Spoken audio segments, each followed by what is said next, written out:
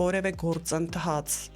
իրականացնելու հաջողելու համար հենց հիմքը դրվում է կրթությունից։ Միմյանց սրտիկներ փոխանցող տղամարդիկ չկառավարեն մեզ, այլ մենք գործ ունենանք ավելի լուրջ քաղաքականության հետ։ Բոլոր այն եզրույթները, որ մեր համար խորքային արժեք են ներկայացնում, այնքան են արժե զրկվել։ Հայաստանում կին լինելը քաղաքականության մեջ առավելություն է թե խոչընդոտ։ Աշխարհի դիվանագիտական պատմության մեջ էլ մենք ունեցել ենք առաջին կինը Դիանա Աբգարը։ 8 տարի շարունակ պայքար է մղում այս իշխանությունը մեր լեզվի, մեր պատմության, մեր հիշողության, մեր ինքնության, մեր եկեղեցու դեմ։ Հասարակությունը չմտածի, որ Հայաստանը Երևանն է։ Երևանում օդ չկա շնչելու։ Ուղղակի զարմանալի է, որ մենք դեռ շարունակում ենք գոյատևել, այսպիսի պայմաններում։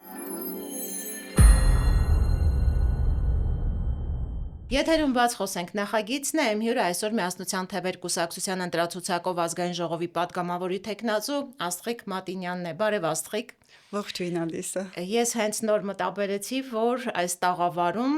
երևի թե սա 30-րդ թողարկումն է եւ մենք ընդամենը 3 կին հյուր ենք ունեցել։ Բայց պիտի ասեմ, որ երեքն էլ քաղաքականությամբ չեն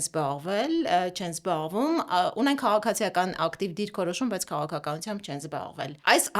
համաչափությունը անգամ մեր տաղավարում տեսանելի է։ Նախ մինչև մեր զրույցի այդ հատվածին, այսինքն պատճառներին անդրադառնալը, թե կանայք ինչու են քիչ ավելի քաղաքականության մեջ ներկայացված, ուզում եմ մի փոքր ձեր մասին պատմեք, կրթություն, աշխատանքային փորձ եւ որպես ազգային ժողովի պատգամավորի թեկնածու, այն հիմնական ոլորտները, որտեղ տեսնում եք ձեր հիմնական անելիքը։ Շնորհակալ եմ Ալիսա, ինձ հյուրընկալելու ձեր տաղավարում եւ հնարավորություն ընձեռելու այս փուլում ներկայանալ մեր հասարակությանը, մեր քաղաքացիներին, որոնք նաև կանգնած են շատ լուրջ ու պատասխանատու ընտրության նախաշեմին։ Ես ծնվել եմ մտավորականների ընտանիքում եւ կրթության եւ մասնագիտության ընտրության հարցում այդ դիլեման, որ հաճախ լինում է մարդկանց մոտ, ինձ մոտ էլ է առաջացել մասնագիտության ընտրության հարցում, քանի որ ստեղծագործողների ընտանիքից էի, կար այդ երկընտրանքը նաև, գնալ դեպի ստեղծագործական կյանք, արվեստ, թե նաև ունենալով այն գենետիկ, նաև ժամանակաշրջանի հրամայական դարձած այն իրավիճակի կրողը ինձ տեսնել պետականակերտ ոլորտում։ Եվ այստեղ փաստորեն հաղթեց իրավագիտությունը, ընտրեցի իրավագետի մասնագիտությունը, նաև այս ընտրությունը ինչ որ առումով պայմանավորված էր նրանում, որ եկավ մի փուլ, որ հասկացա, որ մշակույթի, հոգևոր արժեքների, կրթության վրա ներազդելու նաև ինչ որ լծակ է այդ պետականակերտ գործունեության ակունքներում լինելը։ Այդ պատճառով գուցե այդ ժամանակի մեջ ընտրեցի հենց իրավաբանի մասնագիտությունը, ավարտել եմ Երևանի պետական համալսարանի իրավաբանական ֆակուլտետը, շատ վաղ տարիքից նաև սկսել եմ աշխատել, աշխատանքային փորձը սկսել եմ դեռևս երկրորդ կուրսի ուսանող էի այդ ժամանակաշրջանից։ Այդ տարիներին շատ բուռն սկսվեց մեր օրենսդրական գործընթացը եւ մեր բոլոր օրենսգրքերը, այն հիմնակարային բոլոր օրենսգրքերը սկսեցին այդ տարիներին ակտիվորեն մշակվել ու դա հիմնականում կատարվում էր նաեւ մեր պրոֆեսորադասախոսական կազմի ներգրավմամբ ու ինձ բախտ ընձեռնվեց պրակտիկայի արդյունքում պայմանագրային հիմունքներով աշխատել նաեւ ազգային ժողովում 17 տարեկանում դեռևս անչափահաս ծնողների համաձայնությամբ եւ այլն եւ դա ինձ համար այն կարեւորագույն փորձն էր, այն հիմքն էր, որ ես կարողացա այս բոլոր process-ները նաև ներսից պատկերացնել։ Այսինքն համալսարանում անցնելով քրեական իրավունք, քաղաքացիական իրավունք, սահմանադրական իրավունք, այն տարիներին մեզ համար ուղղակի երազանք էր գիրքը ունենալ շոշափելի այսօրվա տեխնոլոգիական հագեցվածությունը չկար, գրքերը շատ սակավ էին հանդիպում, խնդրում էինք, որ դրանք մեզ համար բերեն արտերկրից, Ռուսաստանից, մի գրքի համար մենք, չգիտեմ, ինչ երջանկություն էինք ապրում մի մասնագիտական գիրք ունենալու եւ ինձ բախտ էր ընձեռնվել հենց բուն process-ի ներսում լինել եւ քանի որ աշխատում էի պետաիրավական հարցերի մշտական հանձնաժողով, մեզ հանձնաժողովը գլխադասային էր բոլոր այս թվարկած օրենքների ու օրենսգրքերի մշակման աշխատանքներում, հա, որպես նախագծեր։ Եվ այդ առումով ես շատ շնորհակալ եմ այն բոլոր մարդկանց, ովքեր կանգնած էին ակունքներում մի մեծ փորձի եւ ովքեր դարձան այն մարդիկ, որոնք կարողացան իրենց փորձը, իրենց գիտելիքները այդ տարիներին փոխանցել, նաև արժեհամակարգային առումով այդ վերաբերմունքը, հա, պետական ինստիտուտների, օրենքների, օրենսգրքերի, որոնք հետագայում դրվում են մարդկանց ամենօրյա կյանքի հիմքում։ Այսպես իմ կրթության եւ կողմնորոշման հետ կապված հնարավորինս հակիրճ։ Այսինքն Փաստորեն ազգային ժողովի աշխատանքի հարուստ փորձ ունեք, կարելի ասել, եթե այդպես նայենք։ Կարելի է ասել, այո, մոտ ավելի ճիշտ ուղիղ 22 տարի ես աշխատել եմ ազգային ժողովում,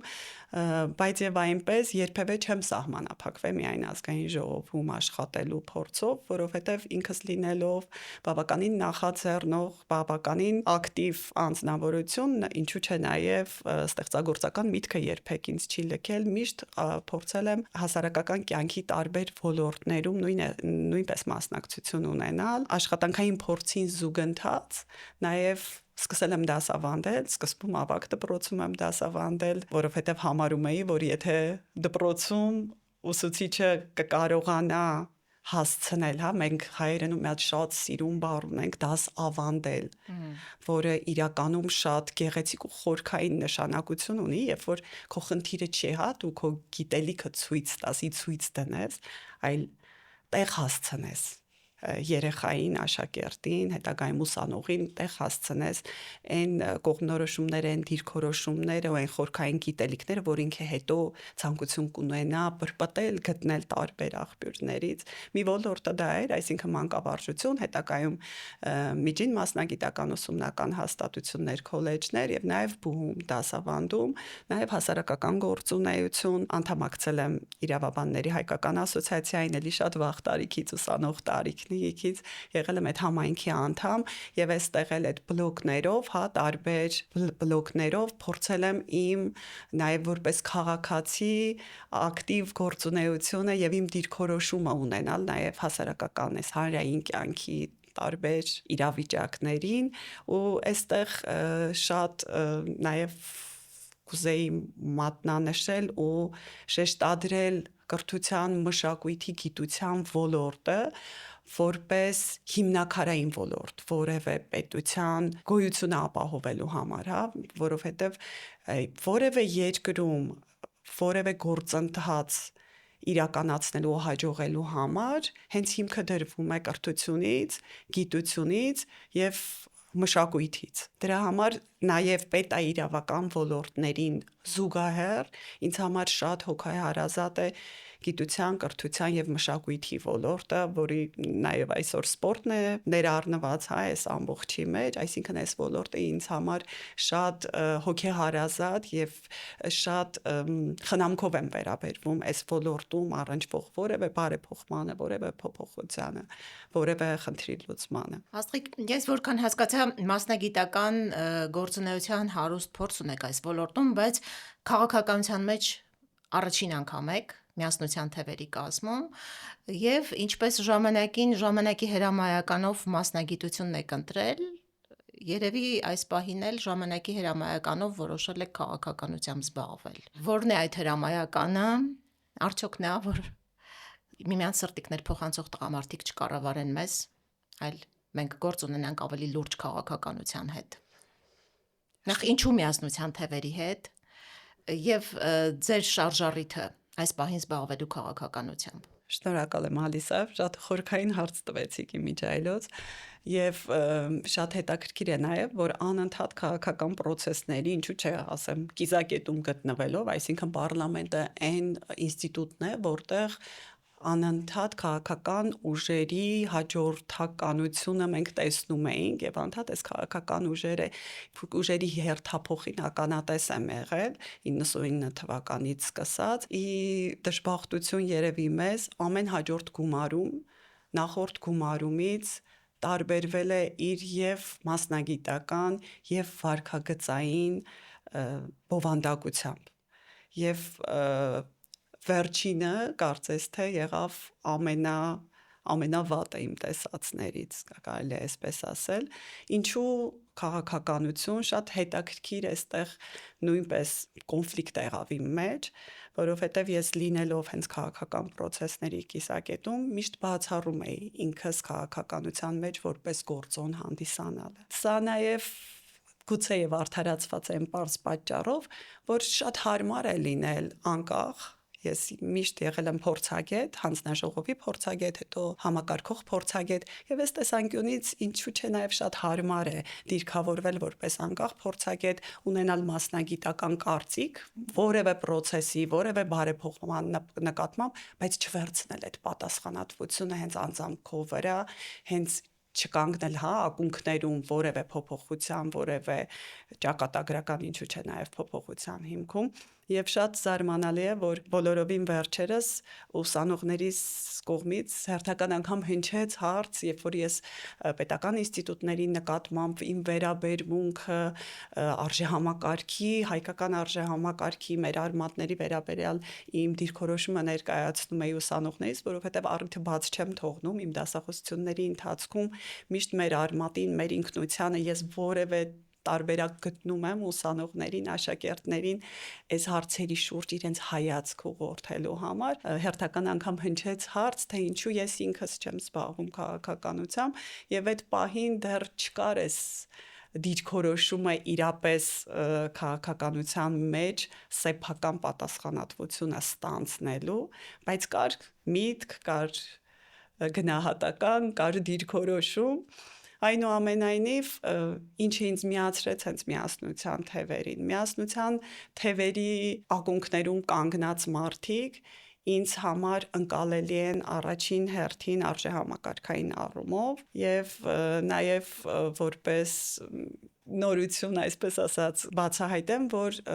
ակունքներում կանգնած մարդկանց հետ մենք նաեւ անցել ենք ուսանողական տարիներին, միևնույն կուրսում սովորել ենք Արման Թաթոյանի, Արմեն Գալստյանի հետ միևնույն կուրսում ենք սովորել եւ այդ տարիների ընթացքում մեր վերաբերմունքը երկրի, պետական ինստիտուտների արժեհամակարգի նկատմամբ շատ առումներով համընկել է, այս դիրքորոշումները եւ մեր այս շրջանի ուսանողության մեջ կարմիր գծի նման մի թել պահպանվում էր, որ մենք բոլորս ունեցանք հնարավորություններ արտերկրում սովորելու, լավ տարբերակով կրթություն ստանալու, գնալու այնտեղ ինչու՞ չէ նաև բնակվելու, կարծես բոլորիս այս հնարավորությունները տրվեց, բայց կային մարդիկ, ում համար կարմիր գիծ էր, արտերկրում ապրելը Կարծես դա անբուժելի հիվանդություն լիներ, մենք պետքա վերադառնայինք մեր երկիր, սա ինչ որ որպես պաթոս չեմ ուզում ասել, որովհետև այսօրվա իրականության մեջ բոլոր այն եզրույթները, որ մեր համար խորքային արժեք են ներկայացնում, այնքան են արժե զրկվել, որ նույնիսկ չես ուզում օրինակ հայրենասիրություն բառը արտասանել, ազգային բառը արտասանել, որովհետև այդ ամեն բառի հետևում ինչ որ մի ոչ այնքան հաճելի իրավիճակ կանգնած է, ու այս եզրույթները այնքան են օգտագործվել, չարչրկվել, որ դրանք ինչ որ առումով արժե զրկվել են բոլորիս աչքում, բայց այս թիմը Եվ իր արժեհամակարգային առումով, եւ իր դիրքորոշմամբ ամբողջովին ընկալելի էր ինձ համար ու երբ որ հնչեց առաջարկ միասնության թևերում հանդես գալ որպես կին տեխնացու, ես անկեղծորեն ինքս ինձ չէի դիրքավորում որպես այդ պատասխանատվությունը ստանձնող հենց ցուցակի առաջին հորիզոնականում հայտնվող անձ, բայց ամեն դեպքում բոլոր առումներով պատրաստ էի աջակցել այս թիմին, որովհետև հասկանում էի, որ սա այն թիմն է, որը համոզմունքի տեսանկյունից, փորձի տեսանկյունից եւ դիրքորոշման տեսանկյունից կարող ուժ է, որը կկարողանա իր բոլոր ռեսուրսները կենտրոնացնել եւ բեկումնային փոփոխություն մտցնել մեր այսօրվա իրականության մեջ, որովհետև նորից եմ կրկնում, մեր կուսակցության ղեկավարը Արման Թաթոյանը տիրապետում են քաղաքագիտության մեջ ընդունված 4 չափանիշներին, որոնք պարտադիր են պետության համար այդ պատասխանատու պաշտոնը ստանձնելու պատասխանատվությունը վերցնելու համար դրանք են 4 P-երն են, այսինքն մարդը պետք է լինի մաքուր հետագիծ ունեցող, պետք է լինի փորձառնություն ունեցող, պետք է լինի պրոֆեսիոնալ իր մասնագիտական ոլորտում ու արժե համակարգային առումով, այդ բարոյական առումով նորմալ կարծես թե Արման Թաթոյան այս բոլոր չափանիշներին լիովին համապատասխանող են եզակի տեխնացուներից էր, որտեղ ուղղակի պատասխանատվության իմ բաժինը չստանձնելը կոնկրետ իմ հայացքներից, իմ սկզբունքներից հետ քայլ կլիներ։ Աստղիկ, այնուամենայնիվ, ձեր կարծիքով Հայաստանում կին լինելը քաղաքականության մեջ առավելություն է թե խոչընդոտ։ Կրկին խորքային հարց եք տալի, Ալիսա ջան, չէի ուզի բնորոշել որպես առավելություն կամ խոչընդոտ, նաև չէի ուզի գնանք այն մոլորության ճանապարհով, որ կանայք եւ տղամարդիկ հավասար են, որովհետև սա բավականին վտանգավոր տեղ է տանում։ Ես գտնում եմ, որ կանայք հավասար են, քանի դեռ չեն տարբերվում։ Եվ շատ վտանգավոր է եւ երբ կանայք այդ հավասարության այսպես մեզ պարտադրված կոնտեքստում հաճախ դառնում են նույնական, ոչ թե հավասարության մեջ հակադիր բևեռ տղամարդկանցից։ Այս առումով կանայք մեր հայ իրականության մեջ մեզ հայտնի է, որ կանայք հենց անմիջականորեն, որպես գործոններ, որպես կենտրոնական դերակատարներ, գուցեև շատ հաճախ չեն հանդիպել, բայց միշտ մի հետաքրքիր խոսք կա, չէ, ասում են ամեն ուժեղ տղամարդու հետևում մի խելացի կին է կանգնած, հայ կանայք ավելի շատ գերադասել են այս տերը, ոչ թե այն պատճառով, որ քիչ խելացի են եղել կամ քիչ դերակատարություն են կարողացել ունենալ այդ process-ներին մասնակցելու համար, որովհետև հայտնի է մեզ, որ մեր եւ իրավական եւ քաղաքական համակարգում կանանց ու տղամարդկանց հավասարության խնդիր երբևէ չի առաջացել, նույնիսկ Գոշի դաստանագրքում կանայք ունեցել են այդ հավասար ընտրության իրավունքը 11-րդ դարում դեռևս մի հատ նայենք ուր ենք գնում, մինչդեռ ժամանակակից աշխարհում ընդամենը 19-րդ դարում սկսեցին կանանց քաղաքական իրավունքների մասին խոսել։ Այսինքն այս արմատները շատ վաղ են գնում եւ նույնիսկ մեր թագավորական ընտանիքներում, արքունական ընտանիքներում, մեր պատմական այդ հիշողության մեջ մենք անընդհատ տեսնում ենք այս կանանց դերը եւ ինչի նաեւ ժամանակակից մեր պատմության ընթացքում է սոսեների կերպարը, բայց սա նրանից չէր, որ կանայք այս առաքելությունը վերցնում էին իրենց ձեռքը, որովհետեւ իրանք ավելի լավ կկարողանային անել այդ գործերը։ Սա ուղղակի այն էներգետիկ ազդակներ, որ ամեն կին կարողանում է իր տղամարդուն փոխանցի, որ ես պատրաստ եմ։ Եվ դրանից տղամարդը նաև ստանում է այն էներգիայի իր բաժինը, որը ինքը ի վերուստ որպես առաքելություն պետք է կատարի, որովհետև ով է կինը։ Կինը այն մայրն է, մայր բնություն, մայր հայրենիք, մայրենի լեզու ամոր հետ են, այսինքն այդ ակունքն է, ու այդ ակունքի համար շատ կարևոր է, որ միջավայրը լավը լինի, առողջ լինի, որովհետև սերմերը, որոնք դրվելու են այդ մայր բնության, մայր հողի մեջ, այդ միջավայրում են լավ պտուղներ տալու, եւ տղամարդը որպես իր առաքելություն խնդիրներ լուծողն է, բայց որտեղից ստանա ինքը այդ այդ ազդակները, որտեղից ստանա այդ էներգիան, որտեղից ստանա այն երկարաժամկետ նպատակը, որոնք կանայք ավելի հետաքրքիր են գցում։ Տղամարդիկ ես հաճախ կրկնում եմ, որ տղամարդիկ ավելի իրավիճակային խնդիրներ շատ հրաշալի լուծողներ են։ Պրագմատիկ են ավելի։ Իսկ կանայք ավելի հեռանկարային, հա, որովհետև իրենք միշտ բազմավեկտոր նայում են։ Սերնդի համար մի քայլ հետո, երկու քայլ հետո ինչպիսի միջավայր կլինի, հա, երեխայի համար, ինչ ապագա կլինի, դաշտը ապահով է թե չէ, հա, բազմավեկտոր, այսինքն բացի այդ բուն խնդրի վրա կենտրոնանալուց նաև կարողանում են այդ հայացքը ավելի հորիզոնական մակարդակով գցել եւ այս առումով շատ կարեւոր է նաեւ կանանց դերակատարությունը քաղաքականության մեջ ես կուզեի նշել երկու տեսանկյունից եւ որպես մշակութային եւ որպես վարքաբանական, հա, որովհետեւ տղամարդկանց շրջանում երբ որ լինում է կինը, տղամարդիկ իրենց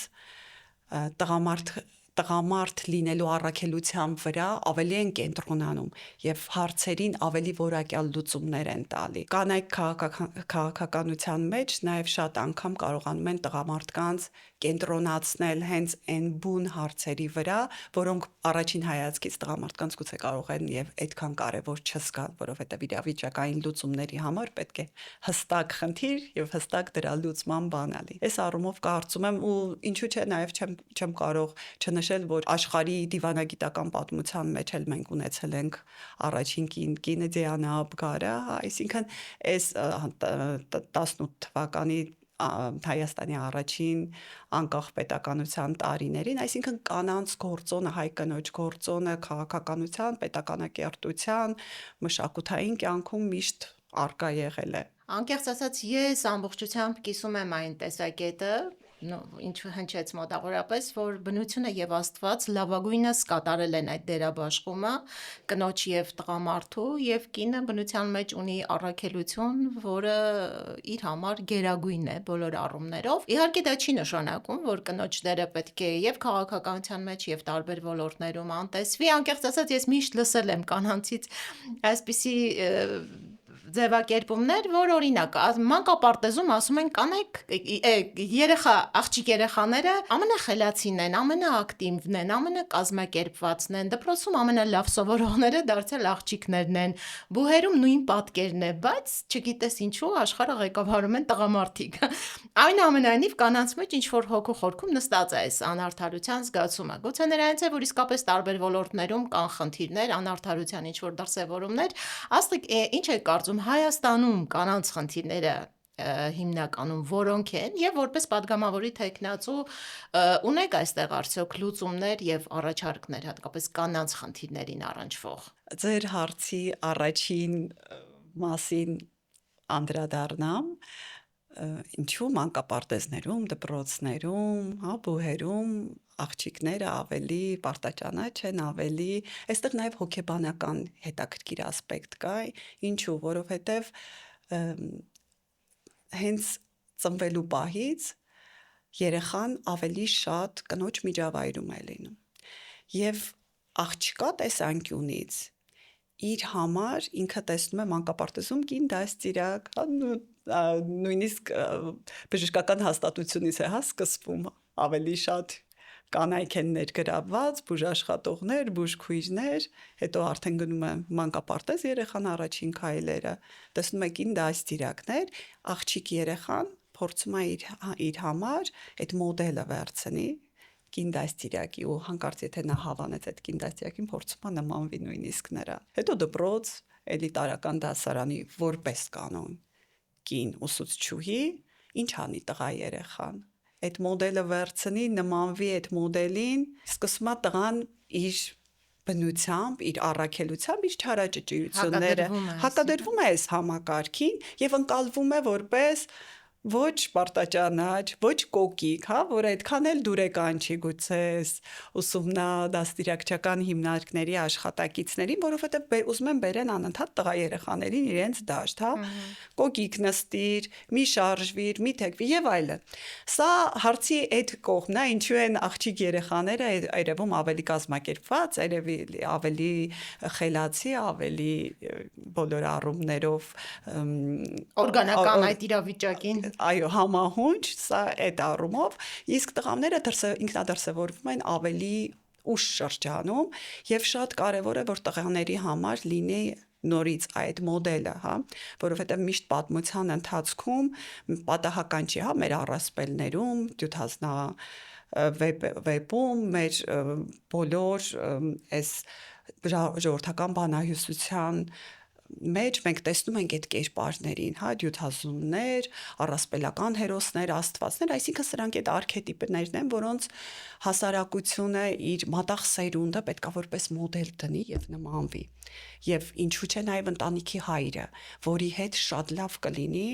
որ երեխաները շատ ժամանակ անցկացնեն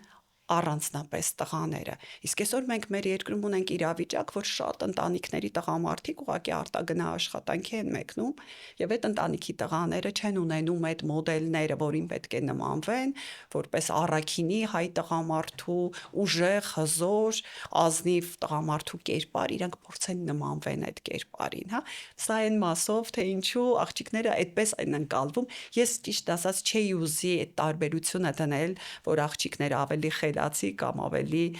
պարտաճանաչ են, քան տղաները, բայց ձեր երկրորդ հարցին անդրադառնալով բնականաբար մեր հասարակության մեջ կա այդ բաժանումը կնոջը կարիերայում, կնոջը գիտության մեջ, կնոջը քաղաքականության մեջ, կնոջը պատասխանատու պաշտոններում տեսնելու այդ ավելի ճիշտ չտեսնելու այդ կարծրատիպը մի քանի ֆակտորներով պայմանավորված։ Դրանցից առաջինը նա է, որ կինը ինքնին արդեն մի քիչ համեստորեն ասեմ, 2 անգամ ավելի զբաղված է ընտանիքում, եթե կա ընտանիք, հա, որովհետև եթե կինը աշխատում է, ինքը աշխատանքից հետո վերադառնում է իր երկրորդ աշխատանքին, այստեղ ու շատ անգամ կնոջ ընտրության արգելքը գալիս է հենց իրանից, այսինքն ինքը չի ընտրում զբաղվել ակտիվ քաղաքականությամբ, զբաղվել մասնագիտական ավելի պատասխանատու գործերով, որովհետև նժարների վրա է դնում ու հասկանում է, որ գուցեև իր վրա այդ բեռը պատրաստ չի վերցնի։ Սա առաջի ֆակտորը։ Երկրորդ ֆակտորը կարծրատիպային մշակութային է, որը ինչքանով էլ մեզ հաճելի չէ, այնուամենայնիվ կա, որ կնոջ տեղը խոհանոցն է, կնոջ տեղը ընտանիքն է, այստեղ ավելի կոշտ, հա, այդ դիրքորոշումը կա, հատկապես այն ընտանիքները, որոնք իրենց չակերտավոր ավանդապաշտ են համարում։ Բայց էլի անդրադառնալով մեր պատմական ակունքներին նշեմ, որ ավանդաբար հայ ընտանիքում հայ մոր կերպարը եղել է բավականին հեգեմոն։ Այսինքն այստեղ նա միշտ ունեցել են մեծ մոր կարծիքը, այդ մեծ մոր դիրքորոշումը եւ այստեղ այսօր նաեւ այդ բախումը կա, որ հաճախ հենց ընտանիքներում, հայ ընտանիքներում մեծ մայրերն են փորձում որոշակի ճնշումներ գործադրել ավելի երիտասարդ սերնդի կանանց վրա, որովհետեւ այս կապը իրենց տղամարդկանց հետ պատրաստ չեն լինում ընդհատել, հա, այդ ազդեցությունը պատրաստ չեն լինում փոխանցել հաջորդ կնոջը, ով այդ էներգիայից կկարողանա սնվել նաև, որովհետև տղամարդը միշտ սնվում է իր կողքը գտնվող կնոջ էներգիայից եւ շատ անգամ այդ մայրական էգոիզմը թույլ չի տալիս ժամանակին բաց թողնել իր որդուն, շատ հաճախ ամուսնուն, հա, Նաիրի Զարյանը շատ սիրուն մեջբերում ունի Արա Գեղեցիկ եւ Շամիրամ ստեղծագործության մեջ, որտեղ Նուարդը մենախոսում է եւ այնտեղ շատ սիրուն ինքը ներկայացնում, ասում է եւ ամեն մի կին,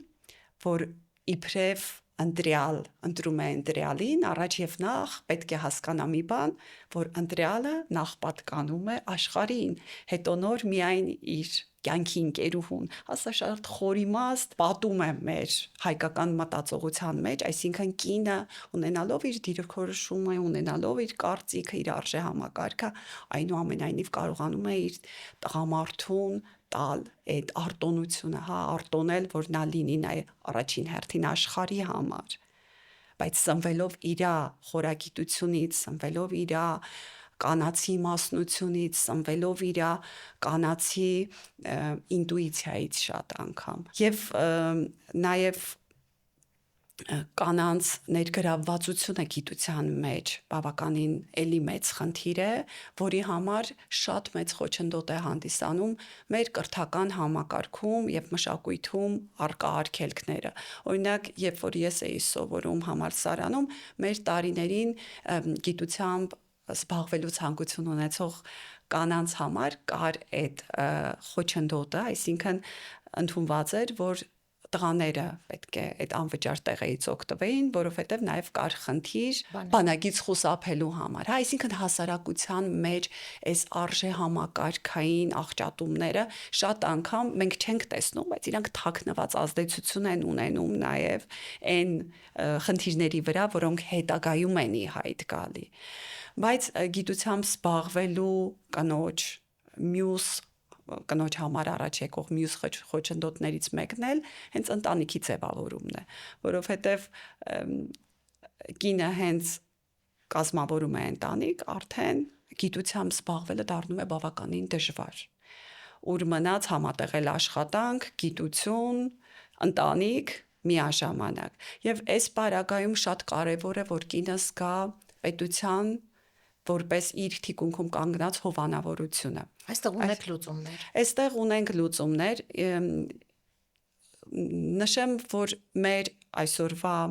կրթական համակարգում որոշակի փոքրիկ լուծումներ առկա են, բայց դրանց մասին շատ քչերն են իմանում այդ հնարավորությունների մասին եւ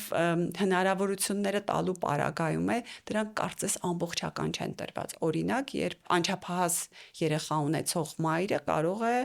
անվճար հիմունքներով պետության հաշվին ձեռք բերել բարձրագույն կրթություն։ Այս մասին շատ քիչ է խոսվում, բայց ըստ էության կա այդպիսի հնարավորություն, բայց այստեղ կան արգելքներ թաքնված։ Այսինքն, եթե կինը ունի մի մասնագիտություն արդեն ինքը այս ծրագրով չի կարող դիմել, բայց որպես կանոն այն կանայք, ովքեր ձեռք են բերել մասնագիտություն, կրթություն բարձրագույն եւ ցանկություն ունեն շարունակելու իրենց վերապատրաստումները, իրենց նույնիսկ նոր մասնագիտության ձեռք բերելու ցկտումը չի մարել, որպես կանոն այս կանայք են ավելի շատ ցկտում նոր որակներ ձեռք բերելուն, քան այն կանայք, ովքեր ընդհանրապես չեն կրթվել եւ բարձրագույն կրթություն չեն ստացել։ Այսինքն այս առումով այստեղ դաշտը փակվում է այն կանանց համար, որոնք արդեն մի կրթություն, մի բարձրագույն կրթություն ունեցել են։ Այստեղ նաև անչափահաս երեխաներ ունեցող կանանց համար եւ աշխատանքային պայմանների բարելավման տեսանկյունից եւ մրցակցային կրթություն ստանալու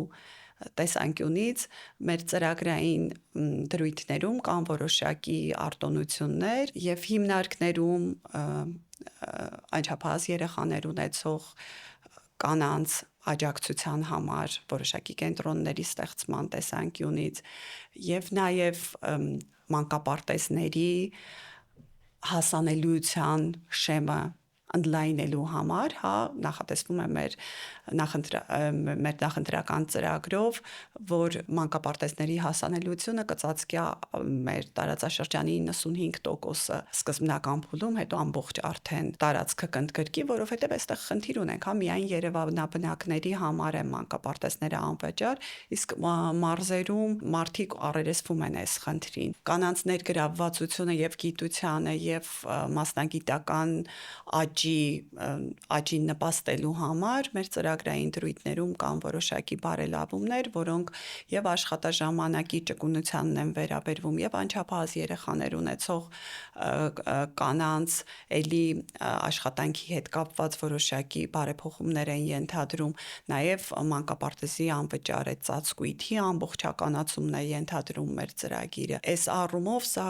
կարծում եմ կարևորագույն ազդակ է, որպեսզի կանայք իրենց ավելի պաշտպանված զգան, զբաղվելու գիտությամբ, զբաղվելու իրենց մասնագիտական աճով ու ինչու՞ չէ նաև քաղաքականությամբ։ Ասիկ ձեր առաջարկները կրթության ոլորտում։ Կրթությունը այն ոլորտն է, որտեղ որպես կանոն կարճաժամկետ ծրագրերը իրենց արդյունավետության տեսանկյունից այդքան տեսանելի չեն, այսինքն կրթությունը այն տաճարն է, որտեղ ամեն քար դնելով դու միայն որոշակի ժամանակ անց ես տեսնում դրա արդյունքները, բոլոր ծրագրային խնդիրների հետ կապված 3 լուծում է լինում, չէ՞, կարճաժամկետ, միջնաժամկետ եւ երկարաժամկետ։ Մեր ծրագրում մենք նախատեսել ենք, որ մինչև 2030 թվականը ամբողջ ազգաբնակչության 40%-ը ակտիվորեն ներգրավված կլինի եւ մասնակիցը կլինի բոլոր մշակութային գործընթացներին, սա իր մեջ ներառում է այն կրթության կարևորագույն բաղադրիչը, որը կապված է արվեստի դպրոցների, մշակութային կենտրոնների հասանելիության հետ կապված, այսինքն պետք է ամեն ինչ անենք, որ մեր հասարակությունը չմտածի, որ Հայաստանը Երևանն է եւ կենտրոնանալով այստեղ երեխաների դաստիարակության, կրթության հեռանկարը միայն որոնի Երևանում, այսինքն այս մասով մեր ծրագրային դրույթներում շատ կարևոր եմ համարում այս դրույթի ամրագրումը, նաև կրթության ոլորտում նախատեսել ենք որոշակի բարեփոխումներ մեր միջնակարգ եւ ավագ դպրոցի հետ կապված, որովհետեւ ինչպես ցույց տվեց պրակտիկան, ես ինքս դասավանդելով ավագ դպրոցում բազմիցս եկա այն համոզման, որ ավագ դպրոցի այն մոդելը, որը այսօր ընտրված է, իրեն չի արդարացնում։ Ինչ է տեղի ունենում դպրոցներում։ Միջին դպրոցը ավարտելուց հետո շատ վատ բան եմ ասելու, բայց կարծես ծնողները գործարքի մեջ են մտնում ավագ դպրոցների աշխատակիցների, տնօրինությունների հետ, որպեսզի իրենց երեխաները հնարավորինս հեշտ տարբերակով իրենց համար եւ ֆինանսական եւ պրոցեդուրալ առումով հեշտ տարբերակով ձեռք բերեն այն ատեստատը, որով կկարողանան այդ երեխաները ընդունվել բարձրագույն ուսումնական հաստատություն, այսինքն ավագ դպրոցը դարձել է այն օղակը, որը արտոնում է երեխաների անցումը դեպի բարձրագույն ուսումնական հաստատություն, բայց միևնույն ժամանակ բոլոր երեխաները պարապում են կրկնուսույցների մոտ, որովհետև ավագ դպրոցը ինչքան էլ որ հոսքերը կան, այս հոսքերը շատ ճակերտավոր են, հա, որովհետև դասարաններում ներգրավվածությունը այնուամենայնիվ չի որոշվում երեխայի նախասիրությամբ կամ կոնկրետ նեղ մասնագիտական առումով նրա արդեն կողմնորոշվածությամբ, այ հարմարությամբ, հա, այդ տեղաբաշխումը որպես կանոն կատարվում է այս տարբերակով։ Եվ այստեղ մենք մի շատ հետաքրքիր լուծում ենք ներդրել, որը աշխարհում էլ հայտնի է, այնուամենայնիվ 9 գումարած 2 գումարած 1 մոդելն ենք ներդնում, որտեղ 9 գումարած 2-ը, այսինքն այդ ավագ դպրոցի ծրագիրը 11 տարիների ընթացքում պարտադիր է բոլորի համար, բայց այդտեղ մի հատ հետաքրքիր լուծում ենք առաջարկել, որ այս 11 տարին ավարտելուց հետո ամեն երեխա իր նախասիրությանը, իր մասնագիտական կողմնորոշմանը հատուկ կկարողանա ձեռք բերել որոշակի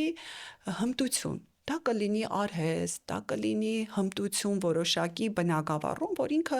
արդեն 11 տարուց հետո, եթե չի ուզում բարձրագույն ուսումնական հաստատություն ընդունվի, կարողանա որպես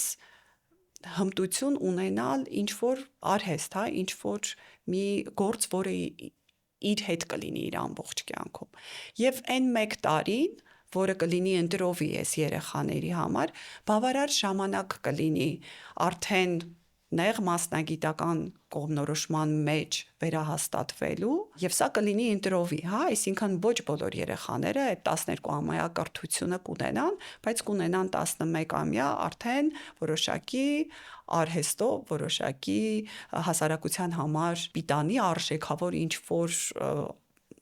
գործունեություն իրականացնելուն պատրաստ քաղաքացիներ։ Կրթության հետ կապված մեր կարևորագույն առաջարկներից մեկը այն է, որ բարձրագույն ուսումնական հաստատություններում, պետական բոլոր բարձրագույն ուսումնական հաստատություններում Հայաստանի Հանրապետության քաղաքացիները կսովորեն անվճար։ Սա շատ անգամ առաջացնում է հարցեր, թե այդ գումարները որտեղից, ճիշտն ասած, այդ հարցի պատասխանը մեր մասնագիտական թիմը տվել է եւ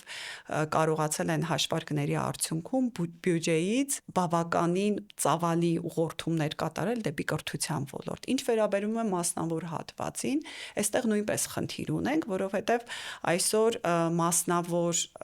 բարձրագույն ուսումնական հաստատություններում եւս կրթությունը բավականին դժվար է ընտանիքների ծնողների համար եւ լավ կրթություն ստանում է այն երեխան, ում ծնողները ունեն բավարար միջոցներ, հա, այսինքն կրթությունը մեր կանխորոշվում է ծնողի գրպանի պարունակությամբ եւ այստեղ նույնպես որոշակի մրցակցային, այսպես ասած, առաջարկ ենք ներդնում, որ մասնավոր ուսումնական հաստատություններում սովորող ուսանողների համար հասանելի կլինեն վարկեր, որոնք բեռ չեն առաջացնի ընտանիքների համար եւ այս վարկերով առաջացրած պարտավորությունները ուսանողները կկարողանան փակել, երբ որ նրանք արդեն կլինեն աշխատողներ, հա, աշխատանքի կընդունվեն եւ այստեղ մի շատ կարեւոր նաեւ դրույթ կուզեի մատնանշել, որ ապահովելու ենք ամեն կերպ կրթություն, պետություն, աշխատաշուկա կապը։ Այսինքն երեխան պետքա ունենա այն հեռանկարը, այն որոշակի պատկերը, թե բուհը ավարտելուց հետո ինքը որտեղ պետք է հայտնվի եւ պետությունը արդեն այդ անվճար բարձրագույն ուսումնական հաստատություն ընդունվելու համար այս պայմանը ապահովելով նաև պետությունը պարտավորված է լինում իր պետության համար անհրաժեշտ աշխատատեղերի այդ ցանցը ուսանողին ներկայացնելու համար եւ իրեն ապահովելու հետագայում աշխատանքով։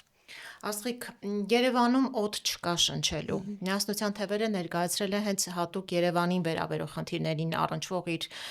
ծրագիրը, ինչ ունեք այս ոլորտում առաջարկելու Երևանի այս աղետալի վիճակը, բնապահպանական վիճակը փոքրինչ շտկելու ուղղությամբ։ Ամեն օր նայելով այն ցուցիչները, որոնք բնորոշում են օդի աղտոտվածության աստիճանը Երևանում, ուղղակի զարմանալի է, որ մենք դեռ շարունակում ենք գոյատևել, հա, այսպիսի պայմաններում, ու սրա համար միայն ավտոմեքենաներից արտանետված ածխաթթու գազը բավարար չէ, որպեսզի աղտոտվածության այս աստիճանը լինի։ Մենք չունենք թափոնների վերամշակման համապատասխան գործիքակազմ այսօր մեր հանրապետությունում եւ չունենք կանաչ տարածքների այն բավարար ծավալը, որը անհրաժեշտ եւ պարտադիր է ժամանակակից աշխարհում ունենալու մաքուր մթնոլորտային օդ։ Այսինքն այս հարցին պետք է տրվի լուծումները այս բոլոր ֆակտորները հաշվի առնելով իր համակցության մեջ եւ թափոնների կառավարման համապատասխան ծրագիրը, որը տեղակայել մեր ծրագրում, միասնություն թևեր կուսակցության ծրագրում եւ կանաչ տարածքների ավելացման եւ շրջակա միջավայրի վրա մարդու ազդեցության տեսանկյունից եւ նաեւ այսօր արկա նաև հենց ավտոմոբիլների, հա, մեքենաների հետ կապված այդ խնդրին նույնպես տվել ենք լուծում, որովհետև այս պահին շատ մեծ հրամայական է արդեն ամեն օր աճող էլեկտրոմոբիլների, մարտկոցների ուտիլիզացման խնդիրը, հա, սրան առանձին կետով նաև անդրադարձել ենք ծրագրում, որ բոլոր մարտկոցների, այս թափոնների վերամշակման եւ ուտիլիզացման խնդիրը նույնպես ամփոփված է մեր ծրագրում, այսինքն կոմպլեքս լուծում ունենք այս բոլոր հարցերի հետ կապված եւ շրջակա միջավայրի պահպանության, օդի աղտոտվածության, կանաչ տարածքների ավելացման եւ օդի աղտոտվածության այս մարկերները հնարավորինս շուտ իջեցնելու համար այս աղտոտվածության այս շեմը։ Աստղիկ, եւ իմ վերջին հարցը այս իշխանությունը իր հետ բացի հայրենիքի կորստից, մարդկային կորստներից զատ բերեց նաև ամենօրյա ատելությամբ լի պայքար մեր ինքնության դեմ։ 8 տարի շարունակ պայքար է մղում այս իշխանությունը մեր լեզվի, մեր պատմության, մեր հիշողության, մեր ինքնության, մեր եկեղեցու դեմ։ Մենք ամեն օր ստիպված ենք պաշտպանել մեր ինքնության ինչ որ մասնիկը, ինչ որ հատվածը, ինչպես պաշտպանվել, ինչ գործիքներով։ Այս առումով կան լուծումներ։ Այս առումով դուք տեսնում եք ինչ որ պայքարի մեխանիզմներ։ Բոլոր խնդիրների համար առնվազն լինում է երկու լուծում։ Միանշանակ լուծումներ կան եւ դրանք հստակորեն ամրագրված են նախ եւ առաջ մեր ծրագրում։ Դուք շատ ճիշտ նշեցիք, որ կրթությունը, ինքնությունը, հոգեվոր կյանքը մեր երկրի գոյաբանական հենքն են, հիմնասյուներն են, հա, որովհետև ինչպես բնությունը, պետությունը նույնպես շնչող օրգանիզմ է եւ իր համար բացի այդ նյութական ապահովվածության տեսանկյունից շատ կարեւոր է հոգեվոր դաշտը, որը ապահովում է մշակույթը, որը ապահովում է մեր մշակութային ամբողջ կյանքը, մեր եկեղեցին, մեր հոգեվոր կյանքը եւ հենց առաջին հերթին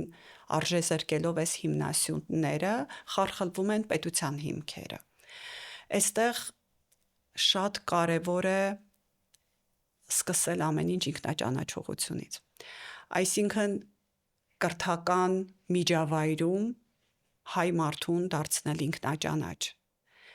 վերադառնալ ակունքներին եւ վերադառնալ այն կետին, որտեղ հայը իրեն զգացել է արժանապատիվ, հայը իրեն զգացել է հզոր, հայը իրեն զգացել է առաքինի բառիս իսկական իմաստով, որովհետև մեզանում այսօր շատ հաճախ առաքինությունը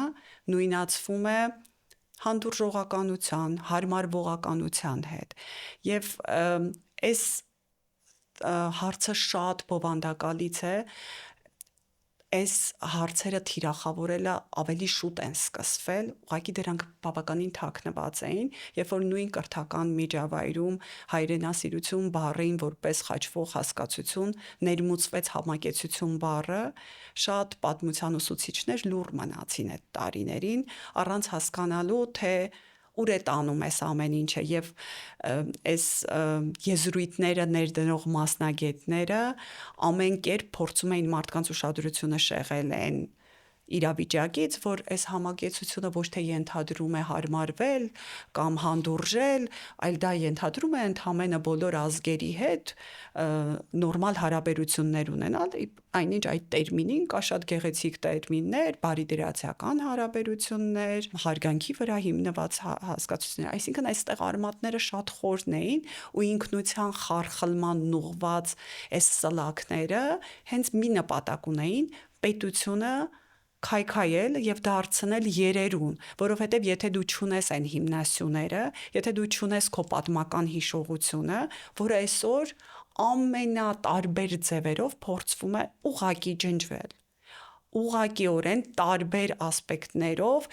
այդ իրական Հայաստանի թեզը ներմուծելով մեր եւ դպրոցներ եւ հասարակական քաղաքական կյանք ամենօրյա պնդումներով, հա,